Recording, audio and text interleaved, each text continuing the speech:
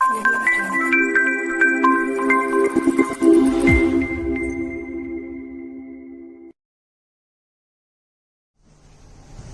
બેટા, કેમ છો? કાલના લાસ્ટ લેક્ચરમાં આપણે ડાઉટ મીન્સ ક્વેશ્ચન્સ થોડા ઘણા જોઈ ગયા હતા.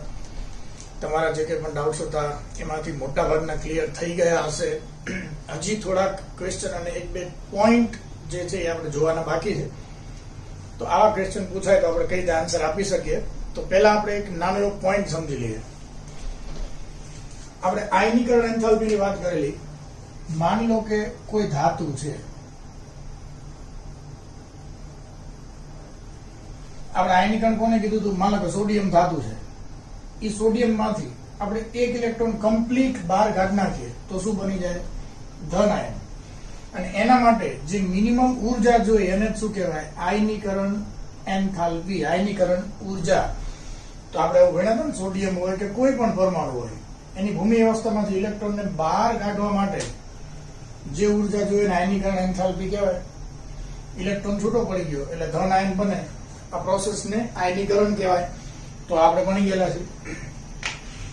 તો અહીંયા કોઈ પણ ધાતુ છે, સપોઝ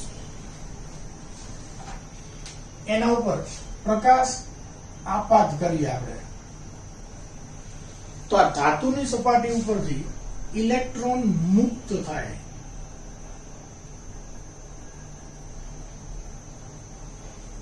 આ ધાતુની સપાટી ઉપરથી ઇલેક્ટ્રોન મુક્ત થાય. એમાં તો આપણને ખ્યાલ છે ધાતુની વૃત્તિ શું હોય બેટા? ઇલેક્ટ્રોન ગુમાવવાની. ઇલેક્ટ્રોન ગુમાવે એને જ ધાતુ કહેવાય.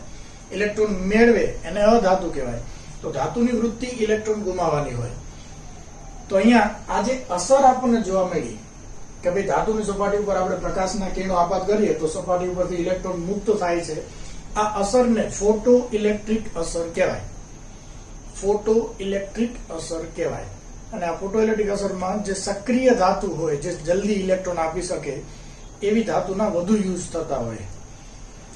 દાખલા તરીકે આવર્ત કોષ્ટકમાં આ બાજુ હોય ધાતુ હોય, એમાં નીચે આવી એમ ધાતુની સક્રિયતા વધે. અહીં lithium, sodium, potassium, rubidium, caesium. તો સૌથી વધારે સક્રિય ધાતુ સીઝિયમ. સીઝિયમનો આ રીતે ફોટો ઇલેક્ટ્રિક સેલમાં ઉપયોગ વધારે પ્રમાણમાં થતો હોય, કારણ કે એના ઉપર પ્રકાશ આપાત કરો તો સરળતાથી ઇલેક્ટ્રોન મુક્ત થઈ જાય. હવે આમાં એક બે ઇમ્પોર્ટન્ટ ક્વેશ્ચન્સ આપણને જે પૂછે છે એ ખાસ ધ્યાન રાખજો. પહેલા એક નોર્મલ વસ્તુ સમજી લઈએ અને આ ધ્યાનથી સમજજો. માની લો કે મારા હાથમાં કોઈ વસ્તુ છે, માની લો કે ઇલેક્ટ્રોન છે. આને આપણે મારા હાથમાંથી નીચે પાડી દેવો હોય, નીચે. આને આપણે ઉર્જા આપીએ તો જ પડશે, એની જાતે તો નીચે નહીં પડે. તો મેં માન લો કે આને આટલી ઉર્જા આપી, કઈ ન થયું. આટલું માર્યું તોય કઈ ન થયું. હજી થોડુંક જોશ થયું, હજી ન પડ્યું, હજી જોશ થઈ, હજી ન પડ્યું. મતલબ અમુક હદે તો આપણે એને ઉર્જા આપવી પડશે જેથી કરીને અહીંથી નીચે પડી જાય. તો એ ઓછામાં ઓછી જે ઉર્જા આપણે આપવી પડશે જેથી અહીંથી ઇલેક્ટ્રોન નીકળી જાય એને આપણે શું કહેશું? આયનીકરણ ઉર્જા. એ ઓછામાં ઓછી જે ઉર્જા આપવી પડશે એને શું કહેવાય? આયનીકરણ ઉર્જા. હવે અહીંયાથી જે પ્રકાશ આવે છે એ પ્રકાશમાં મૂળ તો ઉર્જા હશે ને, E = h ન્યુ. આ પ્રકાશની ઉર્જા. ઉર્જા આવૃત્તિ ઉપર આધાર રાખે. આવૃત્તિ વધારે હશે તો ઉર્જા વધારે હશે. h તો પ્લાન્ટનો અચળાંક છે ને એની કિંમત તો ફિક્સ છે. હવે મિનિમમ કેટલી ઉર્જા આપશું તો અહીંથી ઇલેક્ટ્રોન નીકળશે? તો ઉર્જા શેના ઉપર આધાર રાખે? આવૃત્તિ ઉપર. તો ઓછામાં ઓછી કેટલી આવૃત્તિ વાળો પ્રકાશ આપણે આના ઉપર ફેંકશું તો અહીંથી ઇલેક્ટ્રોન નીકળશે? એ જે ઓછામાં ઓછી ઉર્જા છે, ઓછામાં ઓછી આવૃત્તિ છે, એને કહેવાય થ્રેશોલ્ડ આવૃત્તિ, ν0.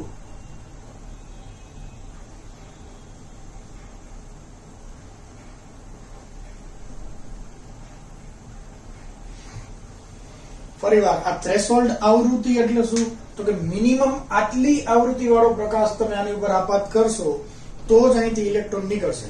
આપણે હમણાં કીધું ને કે મિનિમમ આટલી ઉર્જા આપશો તો આ ડસ્ટર અહીંથી નથી પડતું. મિનિમમ આટલી ઉર્જા આપશો તો જ ડસ્ટર અહીંથી પડશે. તો એટલી ઉર્જા તો આપણે આપવી જ પડશે, નહીતર ઇલેક્ટ્રોન અહીંથી નીકળવાનો નથી.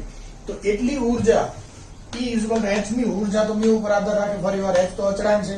તો આવૃત્તિ કેટલી હોવી જોઈએ? ઓછામાં ઓછી આટલી આવૃત્તિ હશે જે આપણે પ્રકાશ આપાત કરીએ છીએ એમાં, તો જ અહીંથી ઇલેક્ટ્રોન છૂટો થશે, બાકી નહીં થાય.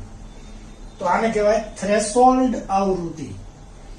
અને જો આપણે આમ લખીએ E is equal to h new 0, તો આને આપણે કહીએ E0.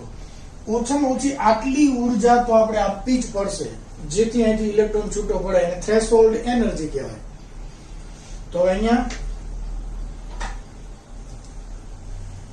એક સિમ્પલ એક્ઝામ્પલ, મિનિમમ આટલી ઊર્જા, આટલી આવૃત્તિ વાળો પ્રકાશ આપાત કરશું તો જ ઇલેક્ટ્રોન નીકળશે, પણ આપણે એના કરતા વધારે ઊર્જા વાળો પ્રકાશ આપાત કરશું તો માની લો કે આ ડસ્ટર ઇલેક્ટ્રોન છે ને આપણે અહીંથી એને છોડાવવાનો છે. આપણે આટલી ઊર્જા આપીએ તો નથી છૂટતો, આટલી આપીએ તો છૂટી જાય છે, નીચે પડી જાય છે. પણ જોશથી ફેરવીને નાખી દો, ફેરવીને નાખો તો અહીંથી તો નીકળે, પણ ઉડીને દૂર જઈને પડશે. મતલબ શું થયો? એને અહીંથી મુક્ત કરવા માટે જેટલી ઊર્જા જોઈએ એટલી જ ઊર્જા આપો તો ખાલી છૂટો થઈને નીચે જ પડશે. પણ ફેરવીને નાખો તો અહીંયાથી તો છૂટો થઈ જશે, પણ બાકીની ઊર્જા એ ગતિ ઊર્જાના સ્વરૂપમાં લઈને દૂર જશે.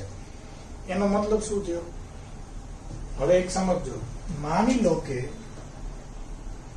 ઇલેક્ટ્રોનને અહીંયાથી આપણે છોડાવવો હોય તો 5 ઇલેક્ટ્રો વોલ્ટ જેટલી ઊર્જા જોઈએ. આ ખાલી સમજવા માટે.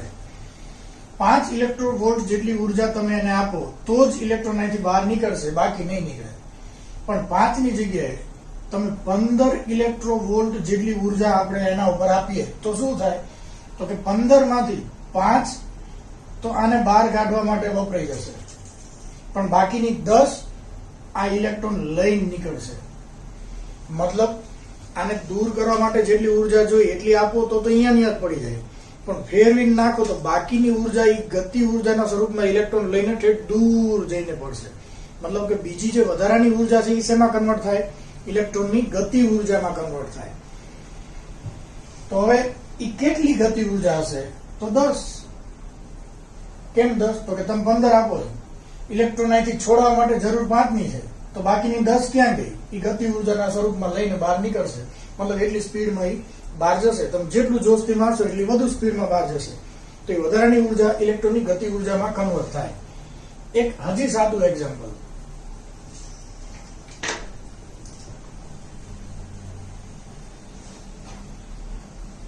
માન લો કે આપણો કોઈ ફ્રેન્ડ 5 સ્ટાર હોટલમાં જમવા ગયો. 5 સ્ટાર હોટલમાં જમવા ગયા પછી વ્યવસ્થિત ધરીને જમી લીધું, બિલ આવ્યું, ખીચામાં જોયું, 1 રૂપિયો નહીં, તો એ આપણો ફ્રેન્ડ જ હોય. પછી હવે હોટલ માલિકે કીધું કે તને ઘરે નહીં જવા દઉં, કાં તો સાંજ સુધી વાસણ ઉટક અથવા તો ગમે ત્યાંથી પૈસાની વ્યવસ્થા કર. એટલે એને આપણને ફોન કર્યો, ભાઈ ગમે એમ કરીને તું પૈસા લઈને આવ, નહીં તો મને એની ઘરે નહીં આવવા દે. એટલે આપણે ગયા હોટલના ગેટ ઉપર, એને બહાર તો ન આવવા દીધો, ગેટ ઉપર આપણે એને 2000 રૂપિયા આપ્યા. 2000 રૂપિયા આપ્યા, આપણે બિલ કેટલું થયું એ નથી ખબર, આપણે એને 2000 રૂપિયા આપી દીધા. હવે એ બિલ પે કરીને બહાર નીકળો તો આપણે જાણવું હોય કે હકીકતમાં એ કેટલા રૂપિયાનો ખાઈ ગયો છે, તો કઈ રીતે ખબર પડે? સમજજો. આપણે હોટલના ગેટથી એને કેટલા રૂપિયા આપી દીધા? 2000. હવે આપણે બિલ કેટલાનું હતું એ તો ખબર નથી, 2000 ની નોટ આપણે આપી દીધી, એ બિલ પે કરીને બહાર આવી ગયો. હવે આપણે શું કરશું? એના ખીચા ચેક કરશું. એ બહાર નીકળો અને માની લો કે 500 રૂપિયા લઈને બહાર નીકળો, તો આપણે સમજી લેવાનું અહીંથી એને છોડાવવા માટે આપણે કેટલા દેવા પડે? મિનિમમ 1500. 1500 તો ઓલાએ લઈ લીધા. કોને? હોટલ વાળાએ. કેમ? કારણ કે બિલ હતું 1500 નું, તો ખાઈ ગયો હતો. તો એનો મતલબ આપણને એ તો ખબર પડી ગઈ કે આપણે મિનિમમ 1500 તો એને દેવા પડે જ. આપણે 1000 ની નોટ આપી હોત તો એને બહાર ન નીકળવા દે. મિનિમમ આપણે અહીંયાથી એને છોડાવવા માટે 1500 રૂપિયા આપવાની જરૂર હતી, આપણે ભૂલથી 2000 આપી દીધા. હવે તો 500 થી ખીચામાં નાખીને હાલતો થઈ ગયો, આપણે પાછળ ન આપ્યા. એની ગતિ ઊર્જા, બાકીની ઊર્જા એ લઈને નીકળી જાય. સેમ વસ્તુ. તો આ 1500 ને શું કહેવાય? થ્રેશોલ્ડ. મિનિમમ આટલી ઊર્જા તો એને આપવી જ પડે જો આપણે એને બહાર કાઢવો હોય તો. સેમ વસ્તુ, મિનિમમ આટલી આવૃત્તિ વાળો પ્રકાશ તો આના ઉપર આપણે નાખવો જ પડે જો ઇલેક્ટ્રોનને મુક્ત કરાવવો હોય તો. પણ એનાથી વધુ આવૃત્તિ વાળો પ્રકાશ જો આપો તો બાકીની એનર્જી છે એ શેના સ્વરૂપમાં લઈને નીકળે? ગતિ ઉર્જાના સ્વરૂપમાં એ લઈને નીકળે. તો ફરીવાર માની લો કે અહીંયા આપણે આને 1000 જૂલ જેટલી ઉર્જા આપીએ અને ઇલેક્ટ્રોન 200 જૂલ જેટલી ગતિ ઉર્જા, અને આપણે શું કહેશું? ગતિ ઉર્જા, કાઇનેટિક એનર્જી સાથે અહીંથી બહાર નીકળે છે, તો અહીંયાથી એને છોડાવવા માટે કેટલી ઉર્જાની જરૂર પડી હશે? આપણને આઈડિયા આવી ગયો. આપણે 1000 આપ્યો તો 200 લઈને નીકળો, મતલબ 800 તો અહીંથી વપરાઈ ગયા. 800 આપો તો બહાર નીકળે, 800 થી ઉપરના જેટલા આપો એટલે લઈને બહાર નીકળે. તો અહીંયા આ ક્વેશ્ચન હોય છે, એટલે આને રિલેટેડ ક્વેશ્ચન્સ ધ્યાનમાં રાખજો.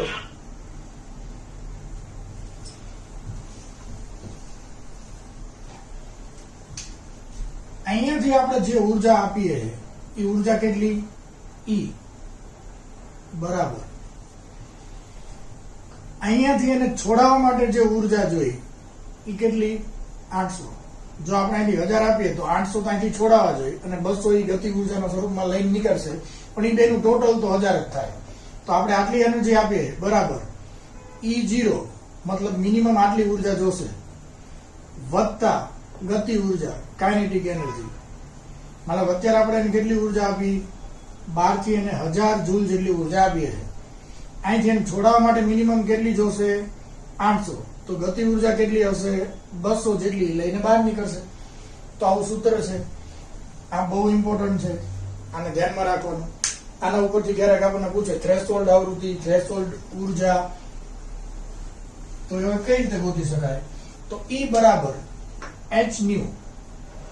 તો અહીંયા h ન્યુ 0, આ ન્યુ 0 એટલે શું? થ્રેશોલ્ડ આવૃત્તિ. આટલી આવૃત્તિ વાળો પ્રકાશ આપશો તો જ ઇલેક્ટ્રોન નીકળશે, વત્તા કાઇનેટિક એનર્જી. અહીંયા આપણને એવા ક્વેશ્ચન પૂછે, માનો કે ગતિ ઉર્જા બરાબર, આને આ બાજુ લઈ નાખીએ તો h new minus h new 0, h common કાઢી નાખો, ન્યુ માઇનસ ન્યુ 0, ગતિ ઉર્જા બરાબર. તો ક્યારેક આપણને એવો પ્રશ્ન પૂછે, ભાઈ કોઈ ધાતુ છે એની થ્રેશોલ્ડ આવૃત્તિ આટલી છે, મતલબ આપણને શું આપી દીધું? ન્યુ 0. હવે આ ધાતુની સપાટી ઉપર આટલી આવૃત્તિ વાળો પ્રકાશ આપણે આપાત કરીએ તો આપણે જે આપાત કરીએ છીએ એ પ્રકાશની આવૃત્તિ પણ આપણને આપી દીધી.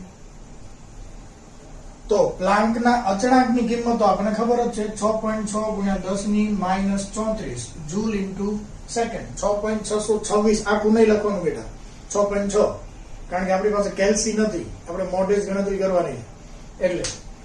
તો h તો આપણી પાસે છે, આ બંને આપેલા છે, તો ગતિ ઉર્જા મળી જાય. તો ક્વેશ્ચન શું પૂછે? કે કોઈ ધાતુની થ્રેશોલ્ડ આવૃત્તિ આટલી છે, મતલબ μ0 આપેલો છે.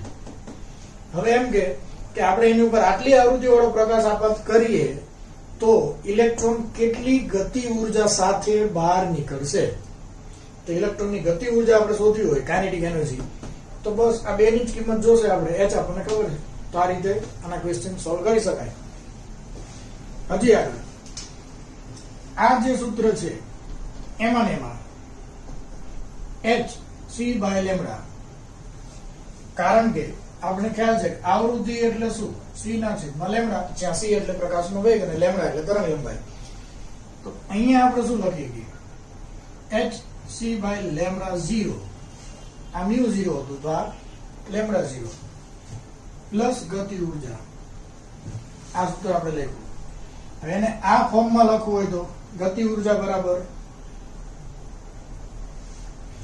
h કોમન કાઢ લો, કૌંસમાં μ એટલે c by lambda minus c by lambda 0. હવે c એ કોમન કાઢ લો, કાઇનેટિક એનર્જી બરાબર hc કૌંસમાં 1 લેમ્ડા માઇનસ 1 લેમ્ડા 0. તો અહીંયા લેમ્ડા 0 ને શું કહેવાય? થ્રેશોલ્ડ તરંગ લંબાઈ. હવે ધ્યાન રાખજો, થ્રેશોલ્ડ ઉર્જા અને થ્રેશોલ્ડ તરંગ લંબાઈની વ્યાખ્યામાં ફેર છે. થ્રેશોલ્ડ આવૃત્તિ એટલે શું? ઓછામાં ઓછી આટલી આવૃત્તિ વાળો પ્રકાશ એના ઉપર આપાત કરો તો જ ઇલેક્ટ્રોન બહારથી નીકળશે. એ થ્રેશોલ્ડ આવૃત્તિ. એનથી ઓછી આવૃત્તિ વાળો પ્રકાશ હશે તો ઇલેક્ટ્રોન નહીં નીકળે. કેમ? કારણ કે આવૃત્તિ ઓછી કરો તો ઉર્જા ઓછી થાય, અને ઓછી ઉર્જા હોય તો ઇલેક્ટ્રોન બહાર ન નીકળે. પણ E બરાબર hc બાય લેમ્ડા. આ ન્યુ નું સૂત્ર શું? c by lambda. લેમ્ડા અને ન્યુ વ્યસ્ત પ્રમાણમાં છે. આની કિંમત ઓછામાં ઓછી તો આની કિંમત વધુમાં વધારે. તો થ્રેશોલ્ડ તરંગ લંબાઈ કોને કહેવાય? વધુમાં વધુ આટલી તરંગ લંબાઈ વાળો પ્રકાશ આપાત કરશો તો અહીંથી ઇલેક્ટ્રોન નીકળશે. તરંગ લંબાઈની કિંમત લેમ્ડા 0 થી વધી જાય. જો તરંગ લંબાઈની કિંમત વધી જાય તો આવૃત્તિ ઘટી જાય, અને આવૃત્તિ ઘટી જાય તો ઉર્જા ઘટી જાય. મતલબ ઓછી ઉર્જા આપશો તો ઇલેક્ટ્રોન ન નીકળે. તો થ્રેશોલ્ડ આવૃત્તિ એટલે શું? ઓછામાં ઓછી જે આવૃત્તિ દ્વારા ઇલેક્ટ્રોન નીકળે, ઓછામાં ઓછી. પણ થ્રેશોલ્ડ તરંગ લંબાઈ એટલે શું? વધુમાં વધુ તરંગ લંબાઈ આટલી હોવી જોઈએ. આનાથી વધારે તરંગ લંબાઈ હશે તો ઇલેક્ટ્રોન મુક્ત નહીં થાય. એ વધુમાં વધુ આંકડો છે એને થ્રેશોલ્ડ તરંગ લંબાઈ કહેવાય. તો આ ક્વેશ્ચન ધ્યાનમાં રાખશું, આ સૂત્ર ધ્યાનમાં રાખશું. આ કામના છે, આપણે આને રિલેટેડ ક્વેશ્ચન્સ પૂછી શકીએ. હવે નેક્સ્ટ સ્ટુડન્ટ આ ક્વેશ્ચન પૂછેલો છે, તો હવે આ સૂત્ર ઉપરથી તમે આસાનીથી એ કરી શકશો. તો ટ્રાય કરજો. ન આવડે તો હજી મને પૂછજો.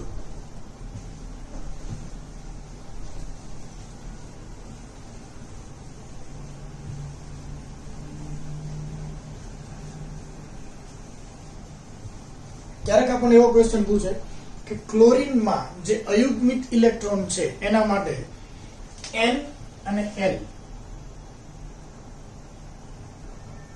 આ બે ક્વોન્ટમ આંકની કિંમત લખો. તો આ બધા ક્વેશ્ચનમાં ચિંતા નહીં કરવાની બેટા, આપણે ઇલેક્ટ્રોન રચના ભણી ગયા છે. ક્લોરીનનો પરમાણુ ક્રમાંક કેટલો? 17. તો 1s2, 2s2, 2p6, 3s2, 3p5, 17 થઈ ગયા. અહીંયા તો બધે ડબલ ડબલ ઇલેક્ટ્રોન જ હોય, પણ છેલ્લી p કક્ષક મતલબ 3p 1 2 3 4 5 એક ઇલેક્ટ્રોન સિંગલ છે, મતલબ અયુગ્મિત છે. આ બધાને ઇલેક્ટ્રોન યુગ્મ કહેવાય. એક જ ઇલેક્ટ્રોન અયુગ્મિત છે. તો એ કઈ કક્ષકમાં છે? 3p મતલબ n બરાબર 3 મુખ્ય ક્વોન્ટમ આંક. અને p કક્ષકમાં હોય એના માટે l ની કિંમત કેટલી આવે? 1. તો n બરાબર 3 અને l બરાબર 1. તો સિમ્પલ આપણે આન્સર આપીએ.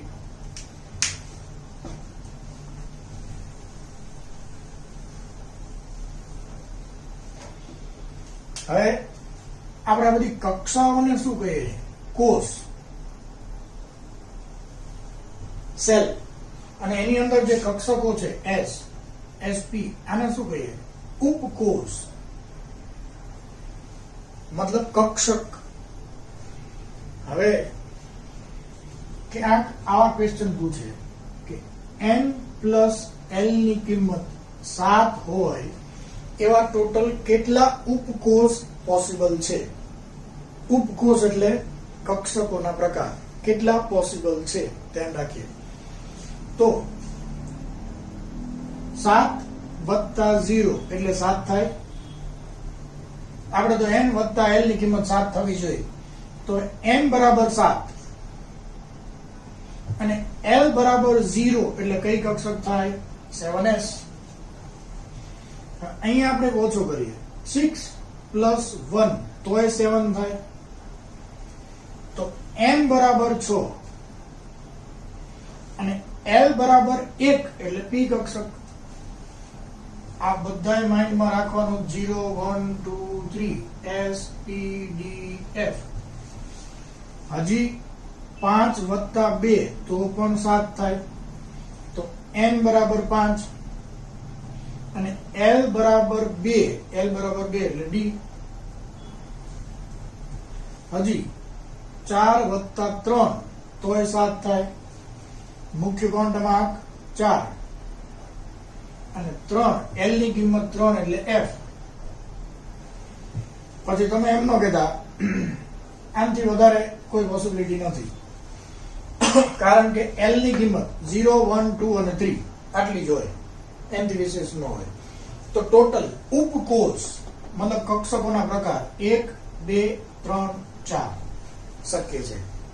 તો 4 જવાબ આવે. પણ ધ્યાન રાખજો, એમ કીધું હોત કે n પ્લસ l ની કિંમત 7 હોય તેવી કક્ષકોની સંખ્યા કેટલી અથવા કુલ કેટલી કક્ષકો મળે? ધ્યાન રાખજો, કક્ષકોની સંખ્યા તો આંકડો અલગ, s કક્ષક એક જ હોય, p 3, d 5, f 7, આ બધાનું ટોટલ કરો એ આંકડો આવે. તો કક્ષકોની સંખ્યા કીધી હોત તો આ બધાનું ટોટલ, પણ આપણને ઉપકોષ કીધા છે. તો કોષ એટલે કક્ષા, ઉપકોષ એટલે પેટા કક્ષકના પ્રકાર. ભાઈ આ ડી કક્ષક એ ઉપકોષ છે, પી ઉપકોષ છે. હવે ડી ની અંદર 5 હોય તો એ મૂળ તો ડી જ છે. હા, કક્ષકોની સંખ્યા પૂછે તો 5, પણ ઉપકોષ કોષ આના આપણે કઈ સેલ, અને કક્ષકો જે હોય એને કહેવાય સબ સેલ. તો આ આંકડા ધ્યાનમાં રાખવા, આવા ક્વેશ્ચન્સ ધ્યાનમાં રાખવા બેટા.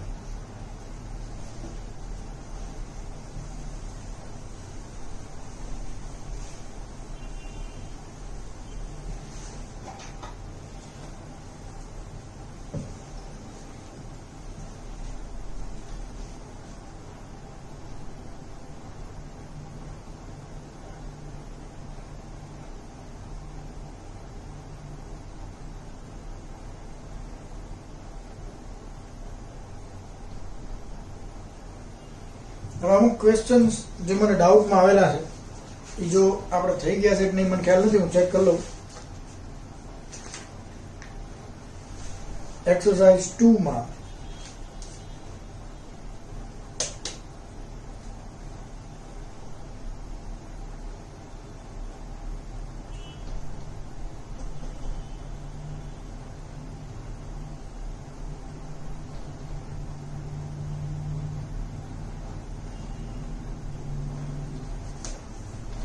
સેકન્ડ, એમાં વાક્ય રચનામાં કંઈક ભૂલ છે બેટા.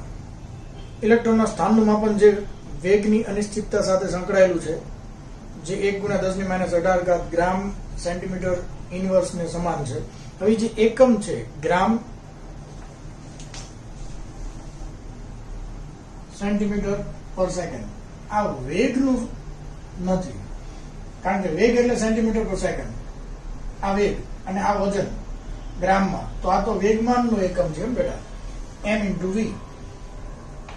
હવે ઇલેક્ટ્રોનના દ્રવ્યમાન 9 × ઇલેક્ટ્રોનનો વેગ આપેલો છે, એટલે વજન આપેલું છે, અને આપણે એના વેગની અનિશ્ચિતતા ગોતવાની છે. તો જે આંકડો આપેલો છે એ એક્ઝેક્ટ શેનો આંકડો છે?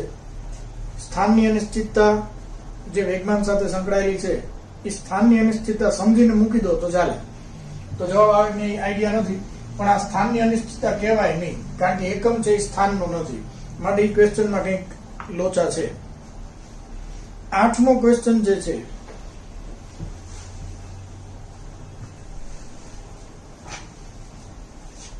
એમાં આવું છે, ns n-2 f n-1 d અને np n બરાબર 6 માટે ઇલેક્ટ્રોનના ભરણ માટેની સાચી શ્રેણી, મતલબ ઇલેક્ટ્રોન પહેલા શેમાં ભરાય, પછી શેમાં ભરાય, પછી શેમાં ભરાય, તો બધામાં n બરાબર 6 મૂકી દો. અહીંયા 6 6s, પછી અહીંયા 6 - 2 એટલે 4f, અહીંયા 6 - 1 5d અને અહીંયા 6p. હવે ઓલી ઇલેક્ટ્રોનની ઉર્જાનો ક્રમ હતો જે આપણને યાદ હોવો જોઈએ, ન હોય તો આપણે શું કરવાનું, n + l, n એટલે 6, l 0, ટોટલ 6, અહીંયા n 4, f 3, total 7, n 5, d એટલે l બરાબર 2, ટોટલ 7, અને 6 + 1 7. આપણે ખબર છે n + l ની કિંમત જેની વધારે હોય એની ઉર્જા વધારે, અને n + l ની કિંમત ઓછી હોય એની ઉર્જા ઓછી. આ ત્રણેયની 7 છે, આની 6, તો સૌથી પહેલા કોણ આવે? 6s. એના કરતા આ ત્રણેયની વધારે. હવે ત્રણેયમાં n + l ની કિંમત 7 આવે તો જેનો મુખ્ય ક્વોન્ટમાર્ક વધારે એની ઉર્જા વધારે. તો આની સૌથી વધુ, આની n થી ઓછી, આની n થી ઓછી, મતલબ પછી આવે 4f, પછી 5d અને પછી 6p. તો આ ઉર્જાનો ક્રમ. તો આ ક્રમ ધ્યાનમાં રાખજો. હવે એક ક્વેશ્ચન બીજો,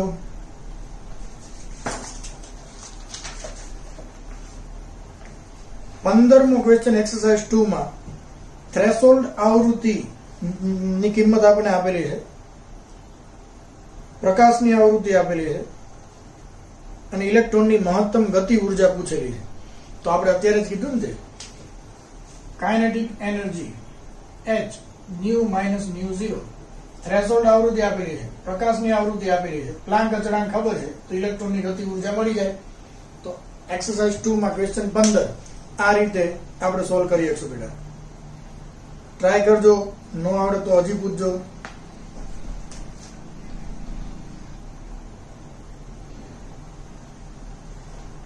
બાવીસમાં મને ડાઉટ કોઈ સેન્ડ કરેલો છે. પ્રકાશની તરંગ લંબાઈ આપેલી છે, પ્લાન્કનો અચળાંક અને પ્રકાશનો વેગ બધું આપેલું છે, ઉર્જા ખાલી ગોતવાની છે. તો પ્રકાશની ઉર્જા ગોતવા માટે આપણી પાસે એક સૂત્ર છે,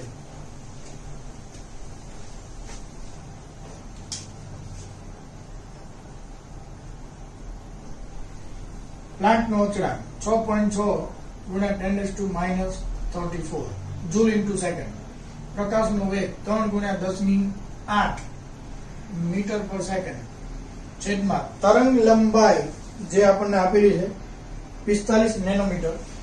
પણ લંબાઈ હંમેશા મીટરમાં હોવી જોઈએ, કારણ કે વેગ તમે શેમાં લખો? મીટર પર સેકન્ડ. અને નેનોમીટરમાં આપેલી છે, એને ગુણ્યા 10⁻⁹ એટલે મીટર. તો આ નેનોમીટરની જગ્યાએ તમારે મીટરમાં કન્વર્ટ તો કરવું જ પડે બેટા, નહીતર તો જવાબ ન આવે. બસ હવે સાદું રૂપ આપી દો એટલે આપણને આન્સર મળી જશે.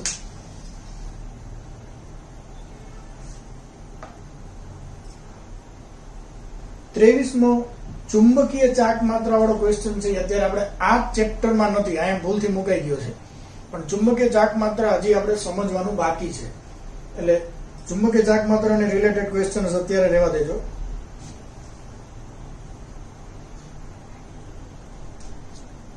તેત્રીસ તો તમે સમજી ગયા. n બરાબર 3 અને l બરાબર 1 સાથે સંકળાયેલ ઇલેક્ટ્રોનની સંખ્યા. તો n બરાબર 3 એટલે 3, l 1 એટલે કોણ? p. તો 3p, p કક્ષકમાં ટોટલ કેટલા ઇલેક્ટ્રોન સમાય? 6. તો આપણો જવાબ 6.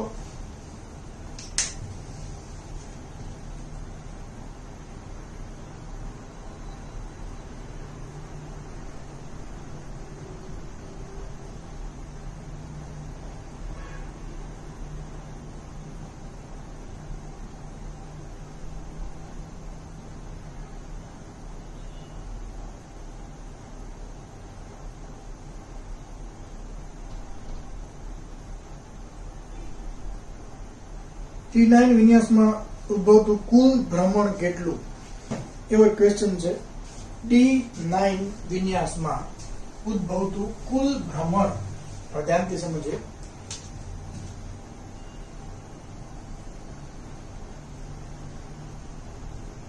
ડી કક્ષક 5 હોય, જો એક ઇલેક્ટ્રોન હોય તો સિંગલ જ હોય, બીજો આવે તો પણ અયુગ્મિત, ત્રીજો અયુગ્મિત, ચોથો અને પાંચમો. મતલબ ડી કક્ષકમાં 5 ઇલેક્ટ્રોન હોય ત્યાં સુધી બધા અયુગ્મિત. અયુગ્મિત મતલબ હજી યુગ્મ બનેલા નથી, જોડ નથી, અનપેર્ડ. પેર નહીં, અનપેર્ડ મતલબ સિંગલ ઇલેક્ટ્રોન. 2 ઇલેક્ટ્રોન ભેગા હોય તો એને આપણે શું કહેશું? ઇલેક્ટ્રોન પેર, ઇલેક્ટ્રોન યુગ્મ. તો ડી માં 5 હોય ત્યાં સુધી બધા કેવા હોય? અયુગ્મિત, હજી એમના યુગ્મ નથી બન્યા. પણ જો ડી માં 6થો ઇલેક્ટ્રોન આવે તો આ તો ઇલેક્ટ્રોન પેર બની ગઈ. આને શું કહેવાય? એક ઇલેક્ટ્રોન યુગ્મ, ઇલેક્ટ્રોન પેર. તો હવે અયુગ્મિત કેટલા? 4 જ. ડી માં 7મો ઇલેક્ટ્રોન આવે તો અયુગ્મિત 3 જ, 8મો આવે તો 2, 9મો આવે તો 1 જ. તો D9 એમાં અયુગ્મિત ઇલેક્ટ્રોન કેટલા હોય? 1 જ. હવે ઇલેક્ટ્રોનની સ્પિન, ધરી ભ્રમણ આપણને ખ્યાલ છે, એકની +1 હાફ તો બીજાની -1 હાફ. મતલબ આ 2 ઇલેક્ટ્રોન એક જ કક્ષકમાં ભેગા થાય તો ટોટલ ભ્રમણ કેટલું થઈ જાય?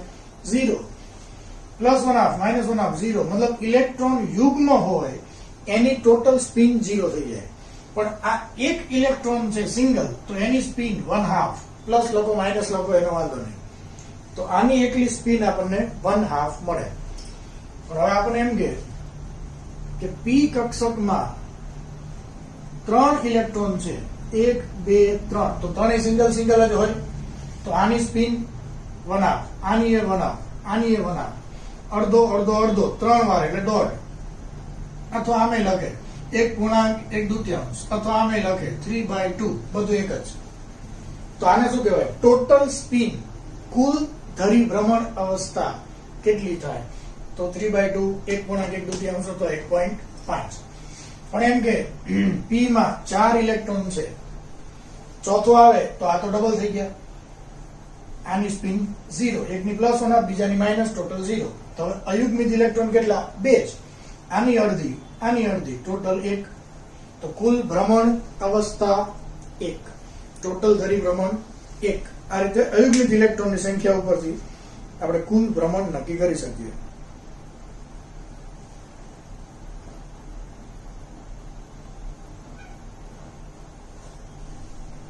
તો અહીંયા જે ઇમ્પોર્ટન્ટ ક્વેશ્ચન્સ છે તમે મને સેન્ડ કરેલા છે એનું આપણે સોલ્યુશન કર્યું.